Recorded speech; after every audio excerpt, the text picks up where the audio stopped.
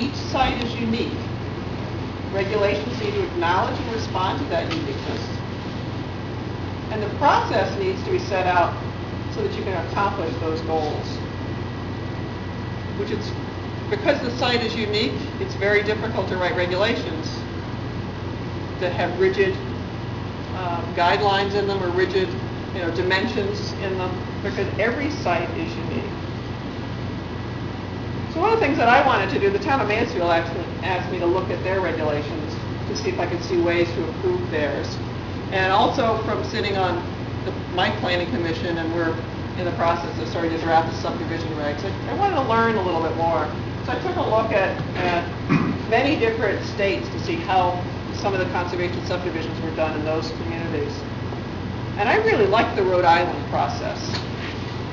Our state legislature, the statutes allow us as planning commissions to have a preliminary review with the developer prior to the plan being submitted. We cannot require it. We can strongly urge, encourage, but we cannot require. So what Rhode Island has, however, is the preliminary review. They have one before that. It's called a concept review. And state statutes in Rhode Island say that it can be mandatory. And what most of the towns there are saying for a concept review, they want a base map. It's just the features identified, the yield plan, and a context map. So what this is doing is what we talked about earlier as the big picture. Figuring out where the valuable resources are and where it's best to develop. Then in Rhode Island, they go into that preliminary review. And then that's where they're adding lot lines and roads. They see how that all fits in. And then and only then, is the final plan sent to planning boards. I like this a lot as a planning commission member, because one of the things that I hate is having a developer, roll out a set of plans, and I look at them and go, I don't like it. But at this point, I mean, it meets regulations, and the developer has spent umpteen thousands of dollars on engineering fees. It's almost impossible to turn that big ship around. So you just accept that subdivision. What we've started doing very unofficially is when we talk to a developer and we know they're planning on doing, that parcel, I want to buy it, we say, come in, do a sketch on the back of an envelope. Let's talk first before you spend a nickel on engineering fees. And that's been very successful for us. We've gotten a couple subdivisions that way, that when they're submitted, it's like, yes, you're honoring the resources that we love. You're laying it out so that the homeowners will have valuable lots. We've been really excited by that. So what I think Mansfield is going to be doing, and I'm certainly going to be encouraging my fellow commission members to also do, is to take this preliminary review that the statutes allow us and make it a two-step process. And the first step is the concept review, that big picture.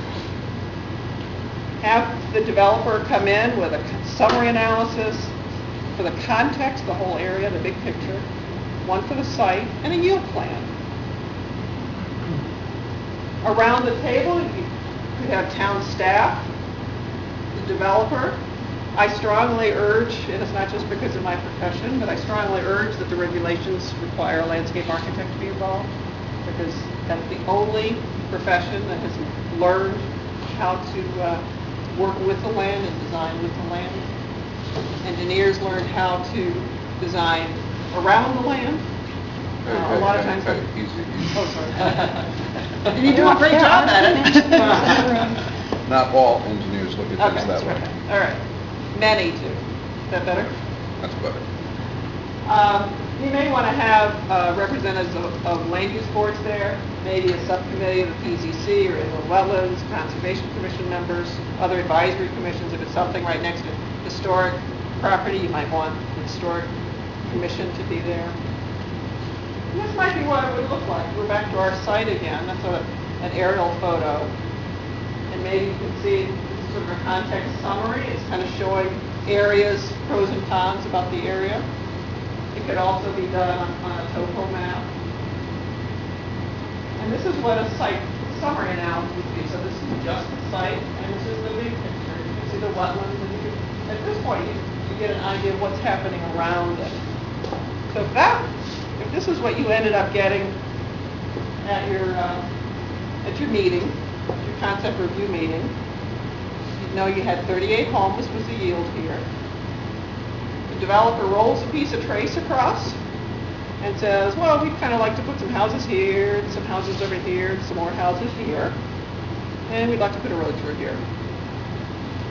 And then you, the townspeople, maybe the Conservation Commission would say, you know, we've got these wildlife corridors that we really need to protect. So maybe if you put houses there, maybe more there, but houses there, and a small group there, we just did a little road here, and a little road there, that's more what we would want to see. So it's starting a dialogue early on. Next step is step 2 of the preliminary review process, where then you start looking at lot lines and roads and open space. And then finally it's submitted to land use boards for approval. There's some benefits with that. One of the things that some of the towns have been saying that require landscape architects is they're finding that they're involved very late in the process. So this would involve a landscape architect early in the process. Site context is part of the process. The goals for the site are identified early in the process, again, so that the engineering costs are not misspent. It's collaborative involvement in advisory committees. And some added benefits. You get a uniform interpretation of regulations. Ensures that future plans meet your goals. And the advisory committees sometimes can be training grounds for future PZC members. This is something I had all my presentations with. All our towns are developing. We're all growing. We need to be the ones that make the decisions of how it will be developed, and not other people making those decisions. You know where the picture on the left is? Moose Meadow? 74. Yes, sir. I take it that's Moose Meadow? No. Okay. And that's right around the corner from here. It'd be nice to put a snow scene in on a hot summer July day. So that's it in a nutshell. Anybody want